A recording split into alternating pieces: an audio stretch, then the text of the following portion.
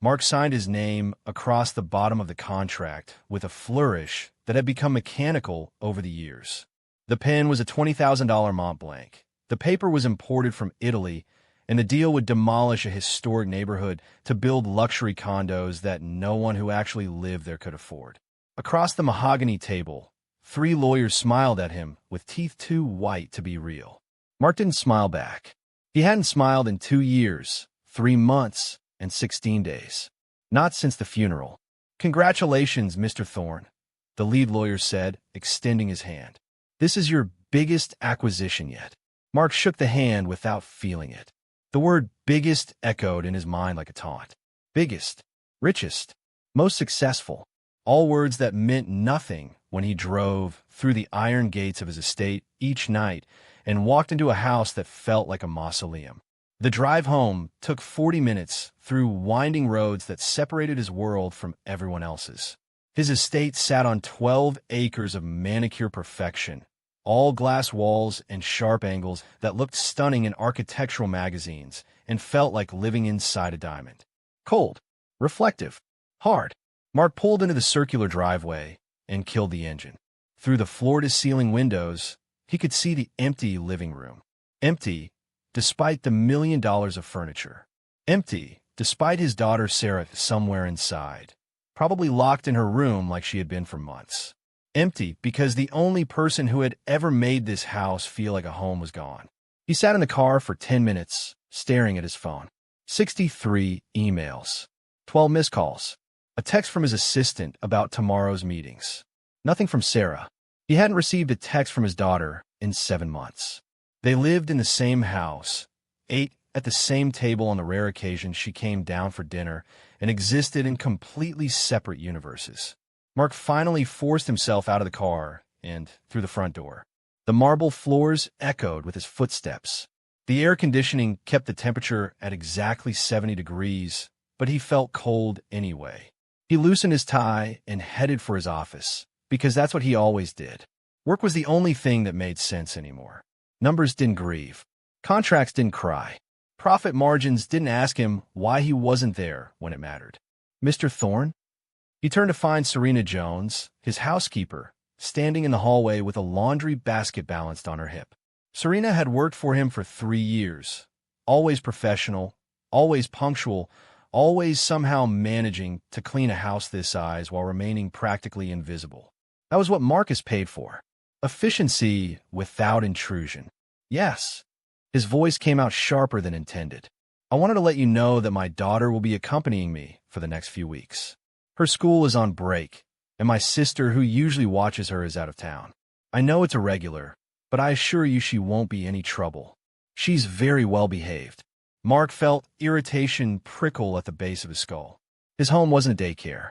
He opened his mouth to say exactly that, but something in Serena's expression stopped him.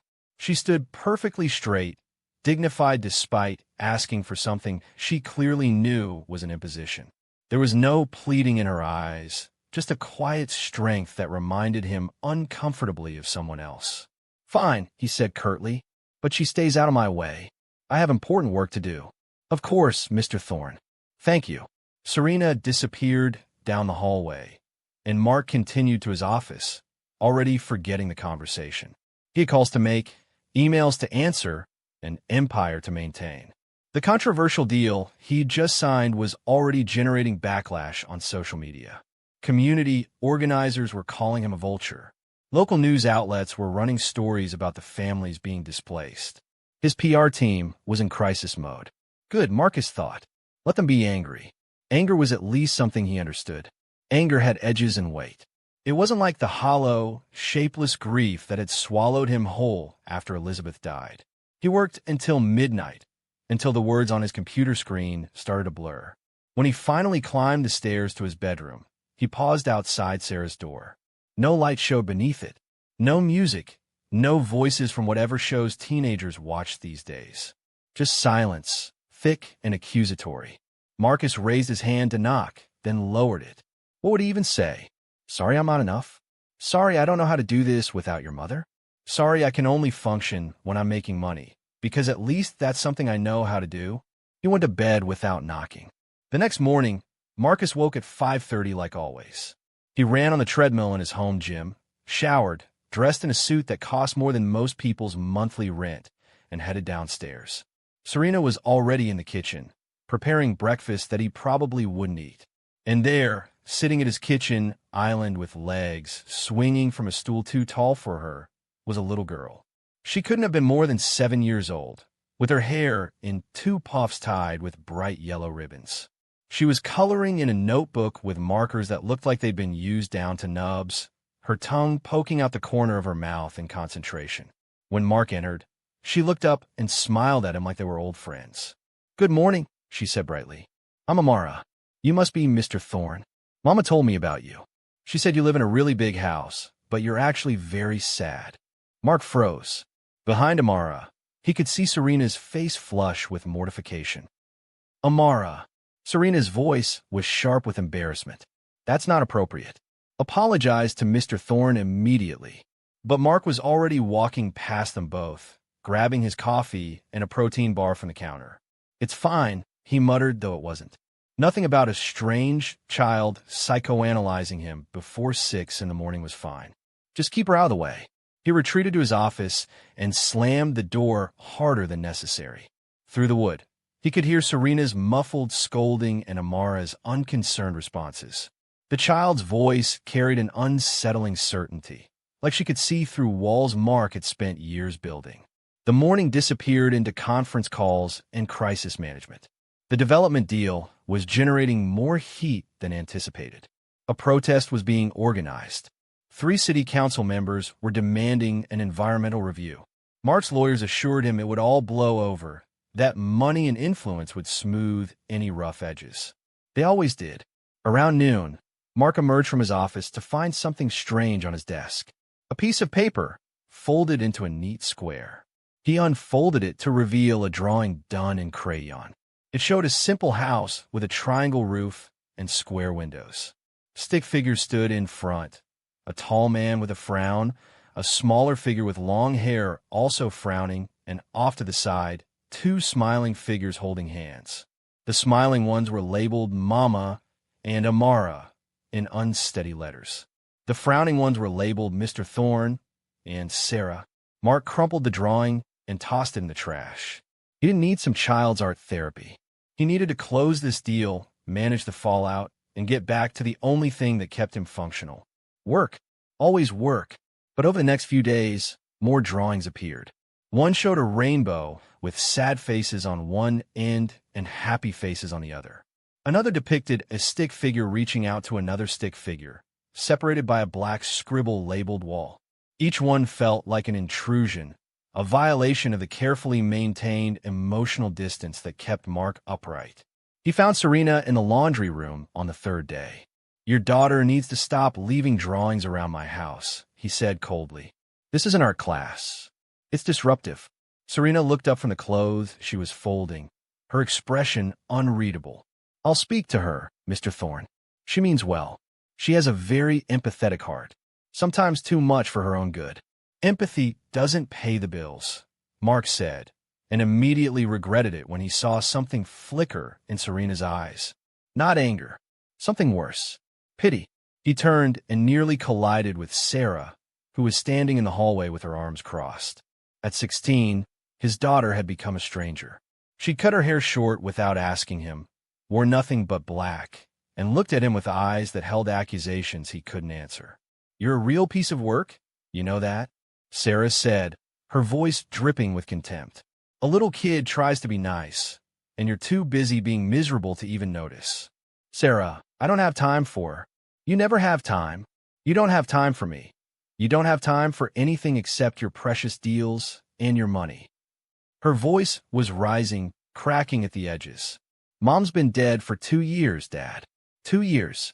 And you still act like you're the only one who lost her." Marcus felt something hot and sharp lodge in his chest. "Don't you dare." "What? Don't I dare tell the truth? You want to know what I did today? I found another one of Amara's drawings. You know what it showed? A girl sitting alone in the dark. That's me, Dad. That's what I am in this giant, empty house with you. Alone in the dark." Serah spun and ran up the stairs. Mark heard her bedroom door slam hard enough to rattle the chandelier. He stood frozen in the hallway, his hands clenched into fists, his throat tight with words he didn't know how to say. Behind him, Serena quietly gathered her cleaning supplies and disappeared. Mark returned to his office and closed the door. He sat at his desk and stared at his computer screen without seeing it. His phone buzzed with notifications. The protest was scheduled for next week. His PR team wanted a statement. His lawyers wanted a conference call. He ignored all of it and pulled up a folder on his desktop he hadn't opened in months. Elizabeth's photos. Hundreds of them. Elizabeth laughing on their honeymoon. Elizabeth pregnant with Serah, glowing and exhausted. Elizabeth in the hospital, weak but smiling, telling him everything would be okay even when they both knew it wouldn't. "Your daughter doesn't need a perfect dad," she told him near the end, her hand cool and fragile in his. "She needs a scared one who says sorry." Mark had nodded, not understanding. How could he admit to being scared when he was supposed to be strong? How could he say sorry when he didn't even know what he'd done wrong? Now he understood. He'd done everything wrong. He'd armored himself in work and wealth and cold efficiency, and he'd left his daughter to grieve alone. His phone rang. It was his assistant. "Mr. Thorne, we have a situation. The protests are escalating faster than anticipated. They're calling for a full investigation into the deal. We might need to handle it," Mark said and hung up. He found a crumpled drawing in his trash can and smoothed it out on his desk. The stick figures stared up at him with their simple, accusatory faces. Mr. Thorne and Serah, both frowning. Both alone. Both locked behind walls of their own making. That evening, Mark forced himself to knock on Serah's door. "Go away," came the muffled response. "Serah, please. I need to talk to you." "About what? Another business trip? Another meeting you can't miss?" "Save it, Dad. I'm used to it." Mark pressed his forehead against the door. The wood was cool against his skin. "I'm sorry," he said quietly. There was a long silence. Then Serah's voice, smaller than before. "Sorry doesn't fix anything." "I know," Mark said, "but it's a start." He waited, but the door didn't open. Eventually, he walked away, feeling like he'd failed another test he didn't know he was taking. The next morning, Mark was on a conference call when he heard shouting from upstairs. He ended the call abruptly and took the stairs two at a time. Serah's door was open, and inside, his daughter was standing over torn pieces of paper scattered across her floor. Amara stood in the doorway, her small face crumpling with hurt. "I told you to leave me alone," Serah was yelling, tears streaming down her face. "I don't need your stupid drawings. I don't need your pity. Just leave me alone." Amara's bottom lip trembled. She clutched her worn notebook to her chest like a shield. "I just wanted to help," she whispered. "I drew you a picture of you and your daddy hugging because my mama says hugs make sad go away." "Well, your mama's wrong. Some sad doesn't go away. Some sad lives in your house and eats breakfast with you and sits across from you at dinner and pretends like everything's fine when it's not. When it's never going to be fine again." Serah collapsed on her bed, sobbing into her pillow with a rawness that made Mark's chest ache. Amara stood frozen, tears now sliding down her own cheeks. She looked up at Mark with eyes that held more understanding than any 7-year-old should possess. "I'm sorry," Amara said softly. "I didn't mean to make it worse." She turned and ran, nearly crashing into Serena, who was rushing down the hallway. Serena scooped up her daughter and carried her away, murmuring comfort in Spanish. Mark stood in the doorway of Serah's room, useless and helpless, watching his daughter fall apart. "Serah," he started. "Get out," she screamed into her pillow. "Just get out." He left. He went to his office and closed the door and sat in the leather chair that cost $8,000 and felt like a throne for a kingdom of nothing. His phone buzzed. The protest was growing. Media outlets were picking up the story. His lawyers were panicking. Mark made a decision. He called his assistant. "Tell the team we're moving forward with the development. Full speed. I don't care about the protests. I don't care about the PR. This deal is happening." "Sir, are you sure? The optics are really bad right now. Maybe if we just waited." "I didn't build this company by waiting. Make it happen." He hung up and immediately felt worse. The aggressive move was classic Mark. Bulldoze through opposition. Use money and power to flatten any obstacle. It's what had made him successful. It's what had made him millions. It's also what had cost him everything that actually mattered.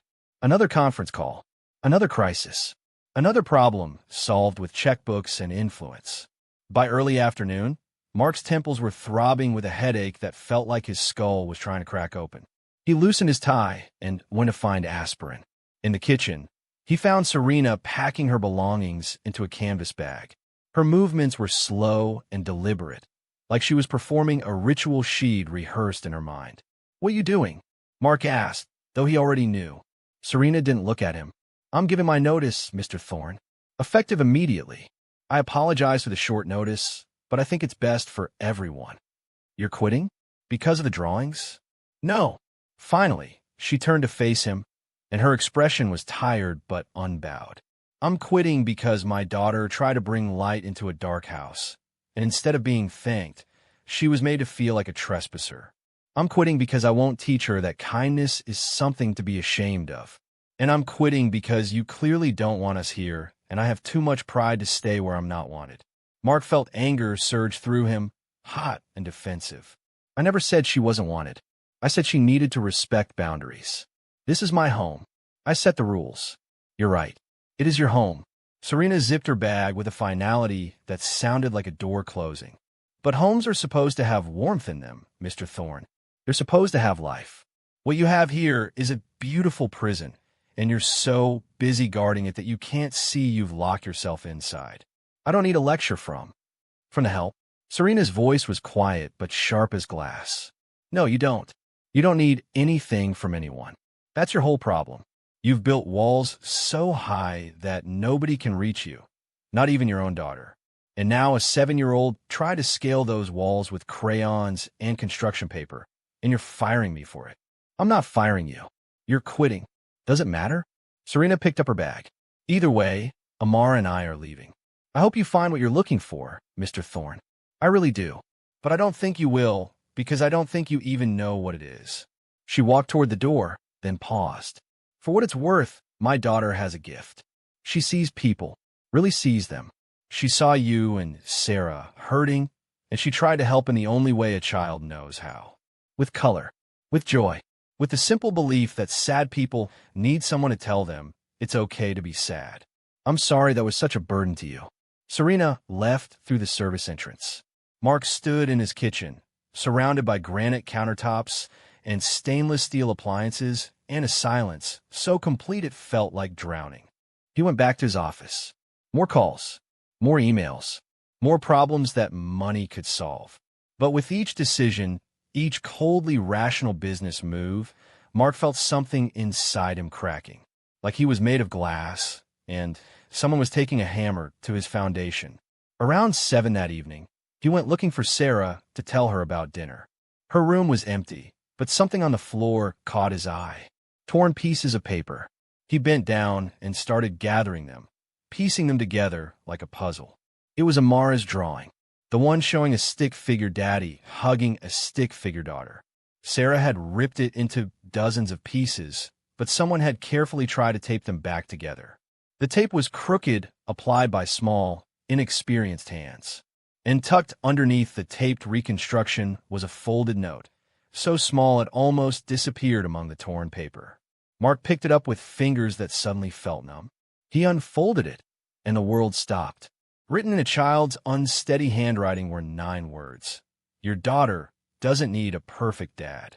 She needs a scared one who says sorry." Elizabeth's words. The exact phrase she'd used in the hospital, when the cancer had spread to her brain and the doctors said there was nothing more they could do. Words Marcus had never repeated to anyone. Words that lived only in his memory and his grief. How could Amara know? She was 7 years old. She'd never met Elizabeth. There was no rational explanation for how a child could have written down the exact words his dying wife had spoken to him in private. Unless the explanation wasn't rational. Unless there was something deeper at work.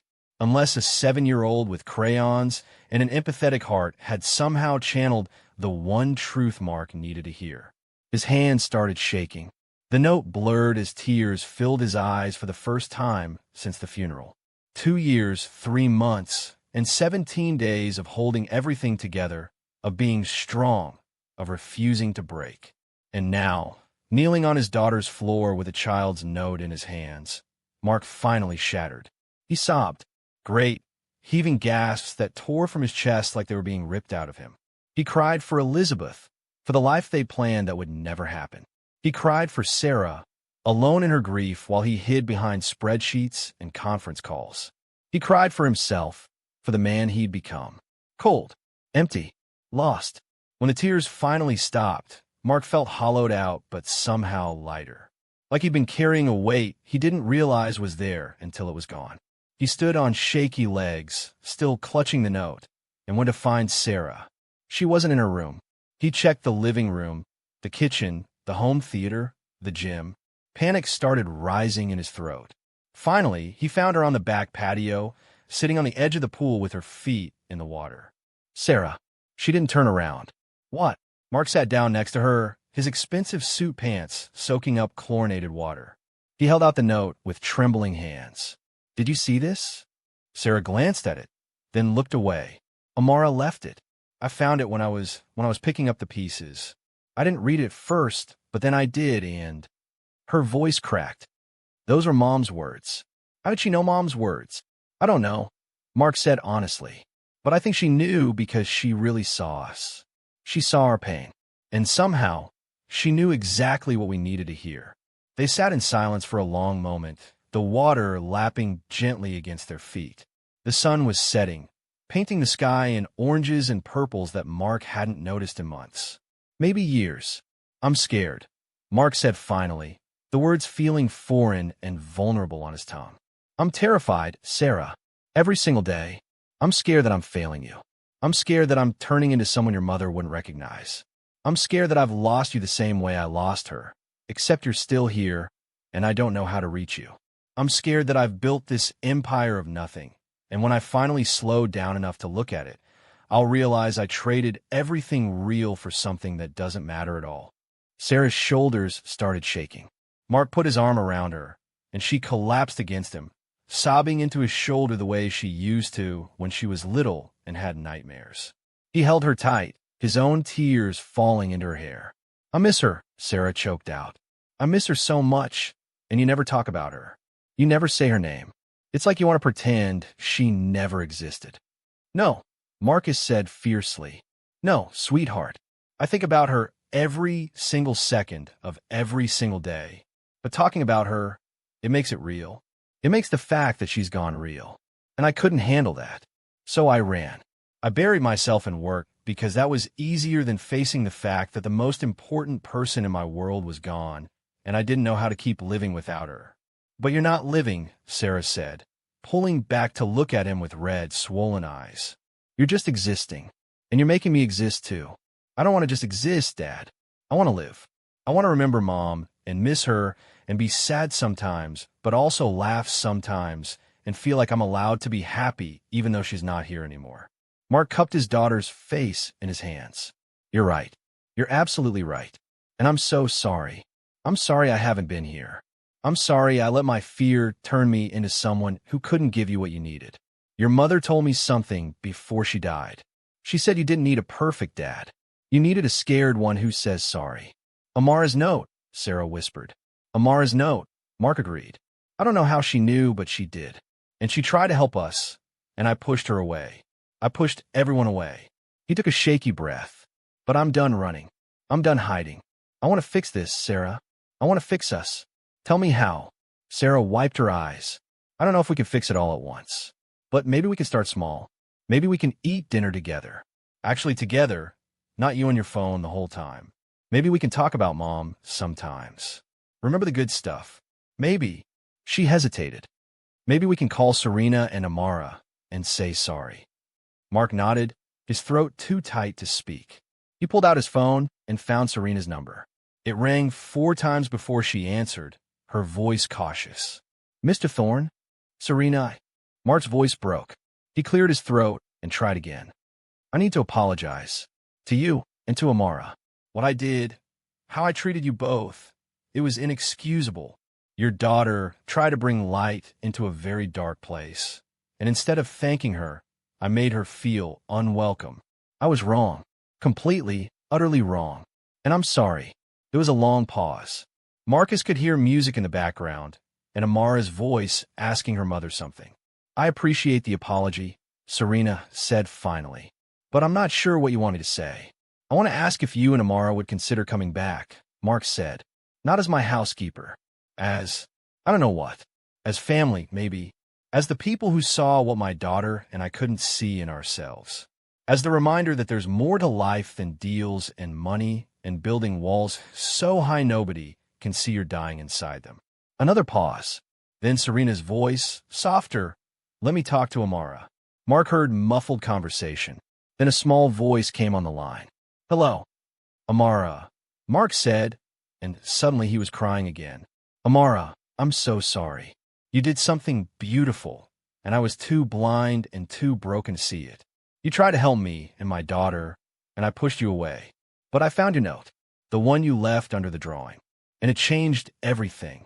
It saved me. The note with your wife's words? Amara asked, her voice uncertain. How did you know those words? Mark asked. Nobody knew she said that except me. Amara was quiet for a moment. I don't know. I drew a picture of you and Serah, and I felt really sad because you both looked so alone. And then I heard words in my head, like someone was whispering them to me. So I wrote them down. Was that okay? Mark looked at Serah, who was listening with tears streaming down her face. That was more than okay, sweetheart. That was a miracle. You gave me back something I thought I'd lost forever. You reminded me how to feel. So you're not sad anymore? Amara asked hopefully. I'm still sad, Mark admitted. But I'm also grateful. And I'm trying to be brave enough to fix what I broke. Would you and your mama consider coming back? I know I don't deserve it.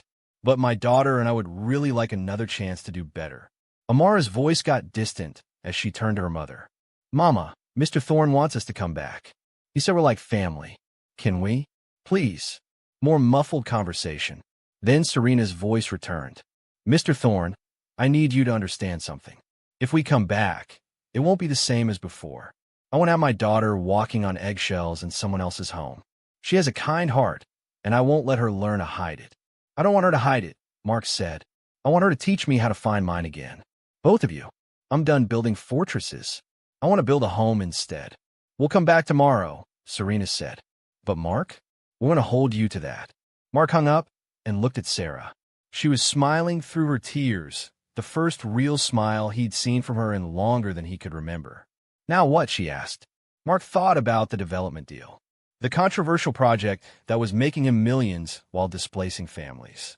The protest scheduled for next week. The media coverage painting him as exactly what he was, a man who valued profit over people. He made another call. Peterson, it's Mark. I need you to cancel the Riverside development. His lawyer's voice rose in alarm. Cancel it? Mark, we're past the point of no return. The contracts are signed. If you back out now, the penalties alone will cost you. I don't care about the penalties. Cancel it, and I want you to sell the land instead. Market value. Sell it to the community coalition that's been trying to save the neighborhood. They can turn it into whatever they want. Parks, affordable housing, community centers. I don't care, as long as it helps people instead of displacing them. Mark, that's financial suicide. You'll lose tens of millions. Good, Mark said. Maybe I need to lose something to remember what actually matters. Make it happen. He ended the call and looked at Serah, who was staring at him with wide eyes. Dad, I just sold off the deal that's been consuming my life for the past year, Mark said, and I've never felt better about a business decision in my life. Over the next few days, Mark and Serah started rebuilding what had broken between them. They ate dinner together without phones.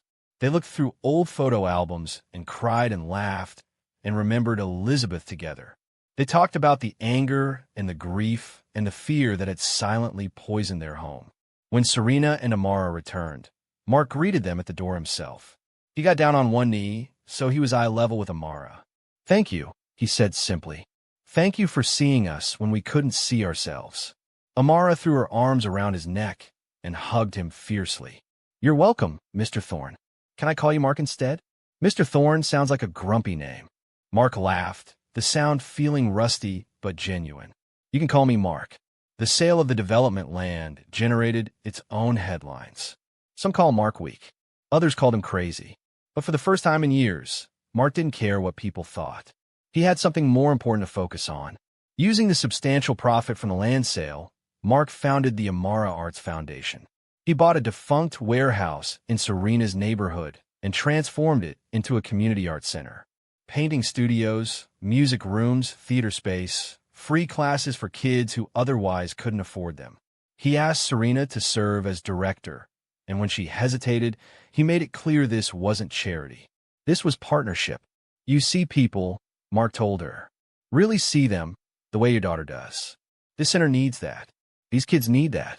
And honestly, I need that too. I need to be part of something that builds instead of destroys. Will you help me? Serah took the job. Within 6 months, the Amara Arts Foundation became a thriving hub of creativity and hope. Kids came after school to paint murals, write songs, perform plays. Parents came to take classes in pottery and photography. The building that had once been dark and abandoned now glowed with color and life and laughter. 1 year after Amara's note changed everything, Mark stood in the main hall of the foundation during their anniversary celebration. The walls were covered in artwork created by local kids. A band played on a small stage. People danced and ate food from vendors in the neighborhood. Serah was helping younger kids with a painting project, her face bright with purpose. Amara ran up to Mark and grabbed his hand. "Mark, come see what I made." She pulled him to a wall where a new mural was being unveiled. It showed the same stick figures from her original drawing, but this time, everyone was smiling. Everyone was together. The wall that had separated them was gone. Replaced by a rainbow bridge, they were all crossing together. "It's us," Amara said proudly. Before and after. Before, everyone was sad and alone. After, everyone found their way back to each other. "Do you like it?" Mark knelt beside her, his heart so full it hurt. "I love it, Amara. Just like I love what you did for my family. You saved us." "I just drew pictures," Amara said, confused. "You did more than that," Serah said, joining them. "You reminded 2 broken people that healing is possible. That walls can come down. That sad people deserve color and kindness, and someone brave enough to offer both." Mark looked around the foundation at the community it served, at his daughter finding purpose, at Serah building something meaningful, at Amara still fearlessly spreading joy wherever she went. His wealth hadn't decreased. The land sale had been profitable, and his other investments continued to thrive. But for the first time, his wealth was serving something beyond his own empty ambition. True wealth, Mark realized, wasn't measured in dollars or deals. It was measured in connection, in repairing what was broken, in having the courage to admit you were scared and the humility to accept help from unlikely sources. Even from a 7-year-old with crayons and a heart big enough to see what everyone else missed. If this story touched your heart, if it reminded you that it's never too late to change, to reconnect, to choose love over ambition, then do me a favor. Hit that subscribe button because we share stories like this every week. Stories about transformation, about finding your way back to what matters. Drop a comment below telling me about a time someone helped you see yourself more clearly. And give this video a like so others can find this message when they need it most. Because maybe, just maybe, there's someone out there who needs to hear that walls can come down, that healing is possible, that sometimes the smallest voice carries the biggest truth.